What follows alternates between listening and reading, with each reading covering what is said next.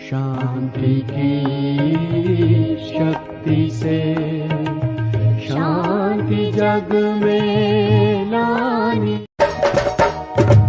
प्यारा सजा है तेरा द्वार भवानी, प्यारा सजा है तेरा द्वार भवानी, बड़ा न्यारा सजा है तेरा द्वार भवानी, प्यारा सजा है तेरा द्वार भवानी। भक्तों की यहाँ भक्तों की तेरे भक्तों की लगी है कतार भवानी, भक्तों की लगी है कतार भवानी, बड़ा प्यारा सजा है तेरा द्वार भवानी, प्यारा सजा है तेरा द्वार भवानी।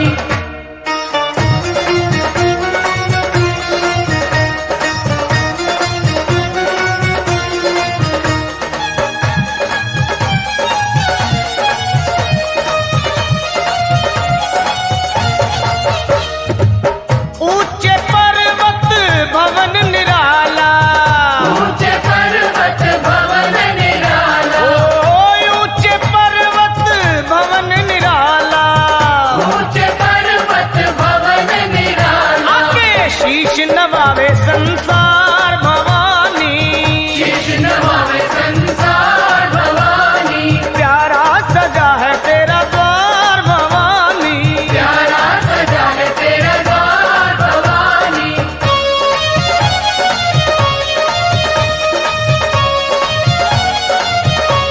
सुन मेरी देवा हाथ जोड़ तेरे द्वार खड़े, पान सुपारी ध्वजा नारियल ले ज्वाला तेरी भेंट धरे, ले ज्वाला तेरी भेंट धरे, सुन जगदम्बे ना कर विलंबे, संतन के भंडार भरे, संतन प्रतिपाली सदा खुशहाली, जय काली कल्याण करे।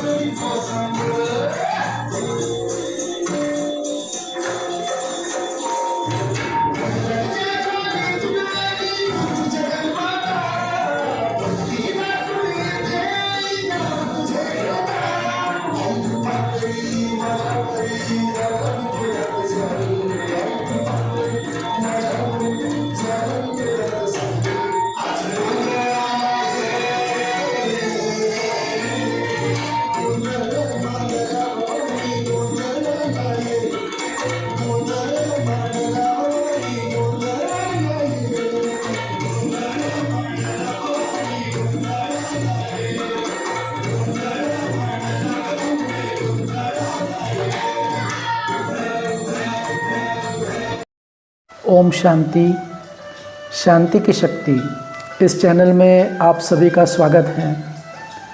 आप सभी को नवरात्रि पर्व की बहुत बहुत शुभकामनाएं।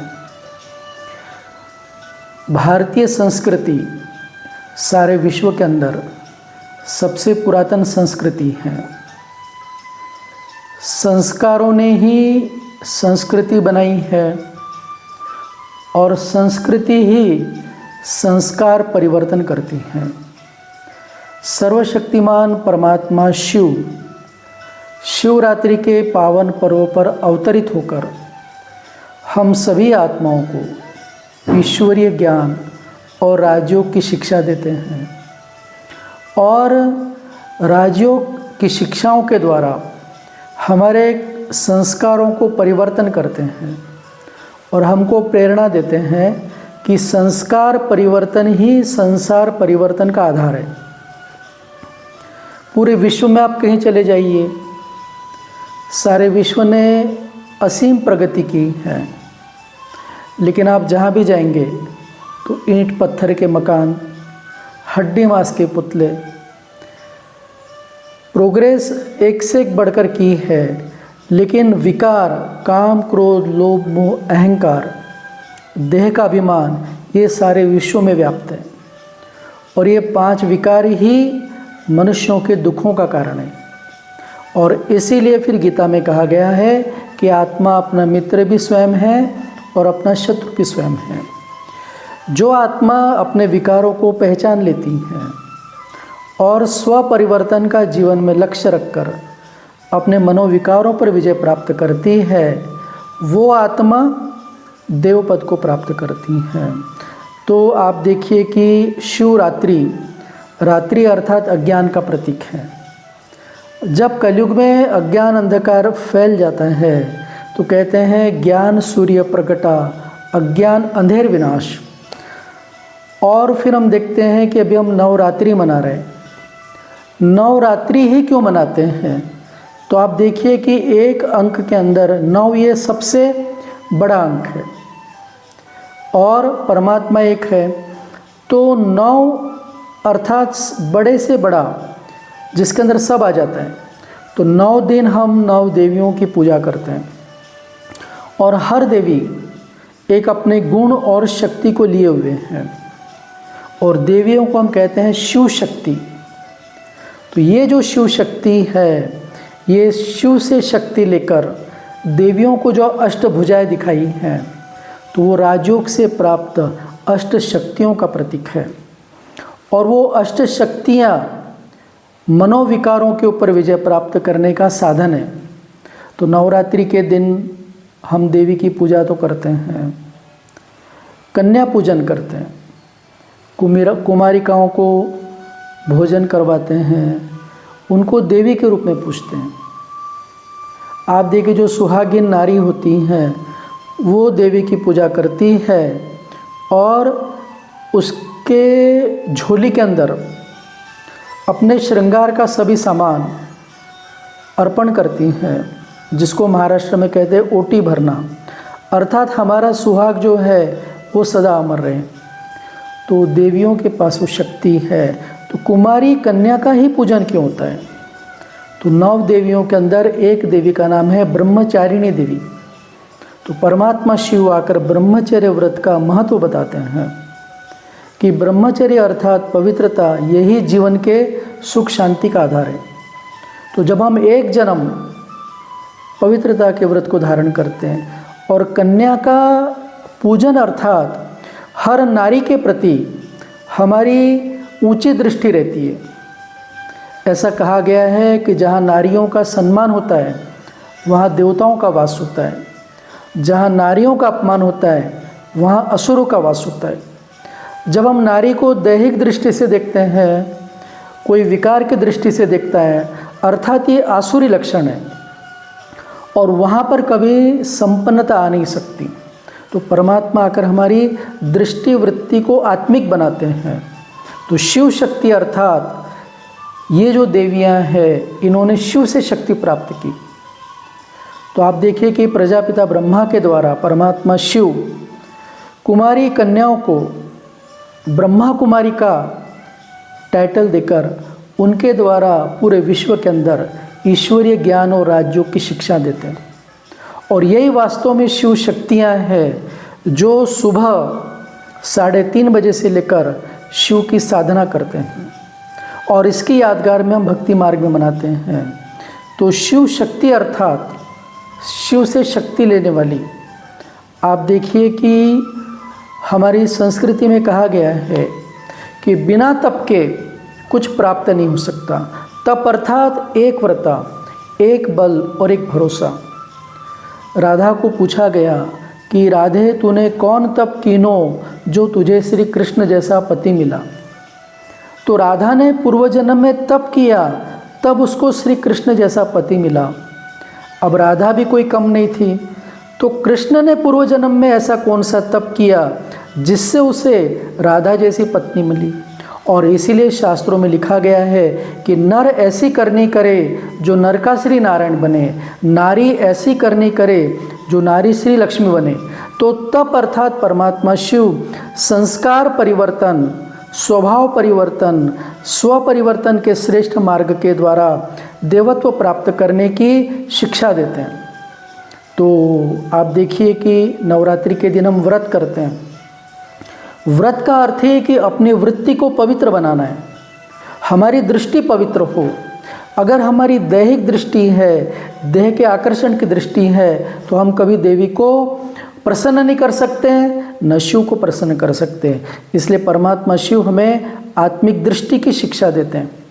9 दिन नवरात्र अर्थात ये जो कलयुग की रात के अंदर 9 देवियाँ जब तप करती है, तब 10वां दिन ये विजयादशमी के रूप में मनाया जाता है। विजयादशमी अर्थात 10 शीश वाले रावण के ऊपर विजय प्राप्त करना। अब रावण कहाँ पर है? तो रावण अर्थात 5 विकार स्त्री के, 5 विकार पुरुष के। प्रत्येक नर और नारी में काम, क्रोध, लोभ, मोह, अहंकार, ये 5 विकार हैं। 10 शीश रावण के हैं। अब वो रावण जो है, ये तो इसको हम हर वर्ष जला रहे हैं, लेकिन ये जलता ही नहीं है और हम इसको बड़ा बड़ा बनाते जाते हैं। तो क्यों बढ़ा रहे? क्योंकि ये 10 विकारों का प्रमाण दिनों दिन बढ़ते जा रहा है। आप देखिए कि रावण का हम पुतला जलाते हैं। पुतला कभी भी मरे हुए व्यक्ति का नहीं जलाते हैं, पुतला हमेशा जिंदे व्यक्ति का जलाया जाता है। हम देखते हैं समाचारों के अंदर, कभी किसी का पुतला जलाते हैं, कभी किसका पुतला जलाते हैं। पुतला उसी का जलाते हैं जो गलत कार्य करता है, लेकिन जो जिंदा है। तो मरे हुए का कभी पुतला नहीं जलाते हैं। आज रावण का हम पुतला जला रहे, अर्थात रावण इस दुनिया में जिंदा है, अज्ञान के रूप में, क्रोध के रूप में, भ्रष्टाचार के रूप में, बुरी दृष्टि के रूप में। और उस रावण को जलाने के लिए हमें शिव शक्ति, 9 देवियों की शक्ति लेने की आवश्यकता है, शिव से शक्ति लेने की आवश्यकता है। तो भारतीय संस्कृति ये जो है, ये उत्सवों की संस्कृति है।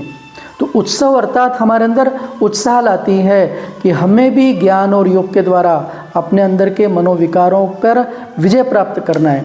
यही सच्ची नवरात्रि है और यही सच्ची विजयादशमी है कि हम अपने मनोविकारों के ऊपर विजय प्राप्त करें शिव परमात्मा से शक्ति लेकर। तो आइए हम सभी ये संकल्प लेते हैं कि वर्तमान समय परमात्मा जो ज्ञान दे रहे हैं, उस ज्ञान के आधार पर योग शक्ति को अपने जीवन में धारण करके हम भी अष्ट शक्तियों को हमारे जीवन में जागृत करें। यही सच्ची देवियों की आराधना है, यही सच्ची देवियों की साधना है। अच्छा, ओम शांति।